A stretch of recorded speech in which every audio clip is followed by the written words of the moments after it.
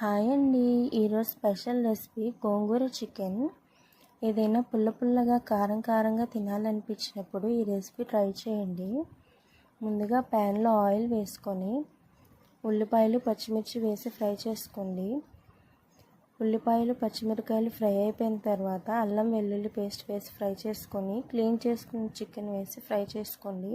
బాగా ఫ్రై అయిపోయిన తర్వాత 2 టమాటాలను కట్ చేసి వేసుకొని బాగా ఫ్రై చేసుకోండి. బాగా ఫ్రై అయిపోయిన తర్వాత ఉప్పు, కారం, పసుపు, ధనియాల పొడి, చికెన్ మసాలా వేసి ఫ్రై చేసుకోండి. బాగా ఫ్రై అయిపోయిన తర్వాత ఉడకపెట్టి పెట్టుకున్న గోంగూరను వేసి బాగా ఫ్రై చేసుకోండి. తర్వాత కొంచెం వాటర్ వేసి బాగా ఉడికించుకోండి. అంతే, గోంగూర చికెన్ రెడీ. ఫుల్ వీడియో కావాలంటే ఛానల్లో విజిట్ చేయండి. వీడియో నచ్చితే లైక్ చేసి, షేర్ చేసి, కామెంట్ చేయండి. బాయ్.